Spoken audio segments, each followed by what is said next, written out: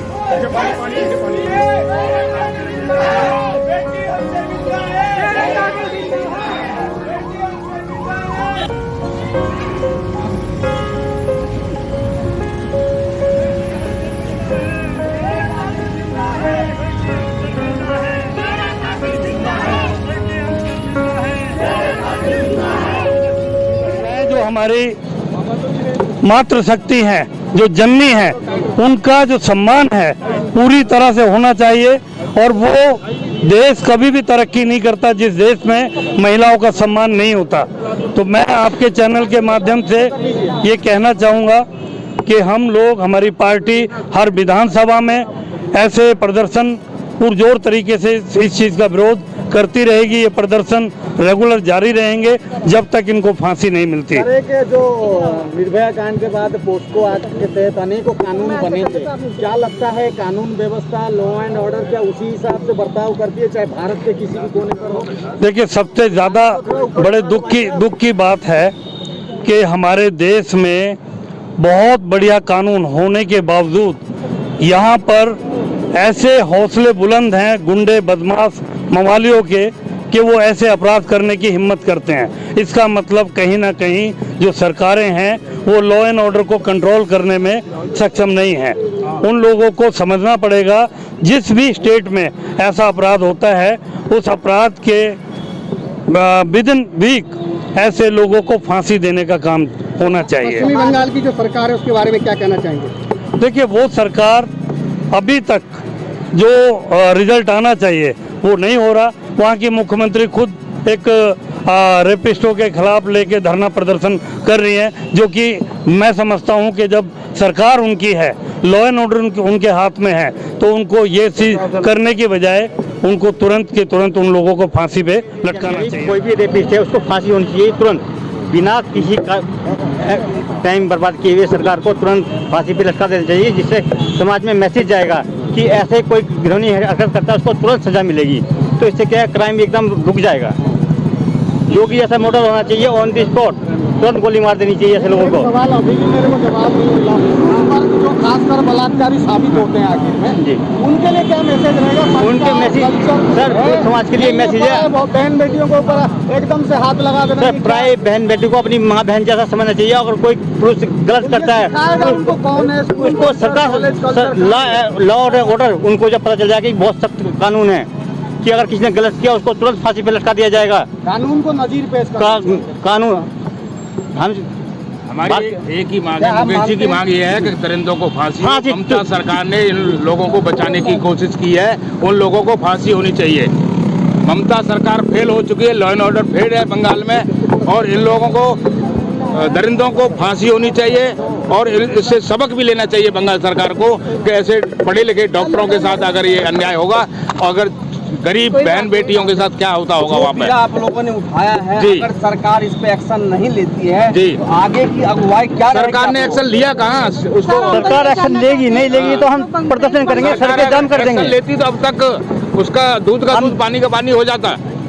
Sir अगर दो रेपिस्टों को फांसी हो जाए तुरंत, एक भी क्राइम नहीं होगा इंडिया में। एनकाउंटर, सीधा एनकाउंटर। आपने असम में देखा, साले को पानी में डुबो के मार दिया, रेपिस्ट को पानी में डुबो के मार दिया। हम तो ये जानना चाहते हैं कि वे बंगाल की जो सरकार है, ममता जी, अगर उनकी बेटी के साथ या उनकी फैमिली की किसी भी लड़की के साथ ये केस हुआ होता तो तब भी वो रेपिस्ट का साथ देती। हम तो ये जानना चाहते हैं वहाँ की सरकार से।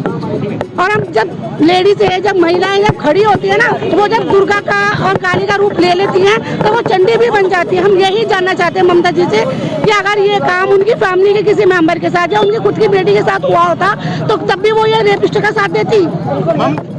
देखिए, मैं एक नारी होने के नाते ये कहना चाहूंगी, दरिंदों को हैंग कर दो। No jail, no bail, no तारीख। जेल बेल तारीखों पे अब तक परंपरा बन गई है कानून की। कानून किसके लिए है? कानून दरिंदगों को तुरंत एक नसीहत पेश करने के लिए है कि जैसी ऐसी दरिंदगी हो तुरंत उस पर एक्शन लिया जाए। लेकिन राज्य सरकारें क्या करती हैं, वहाँ के स्थानीय नेता क्या करते हैं, इस पर राजनीति करने लगते हैं। इसी वजह से आज अपराध इतने बढ़ गए हैं कि हमारी माँ बहन बेटियां सुरक्षित हैं। हमारे सभ्य समाज की यही रीति रिवाज परंपरा थी, सभ्य समाज की यही रीति रिवाज परंपरा थी।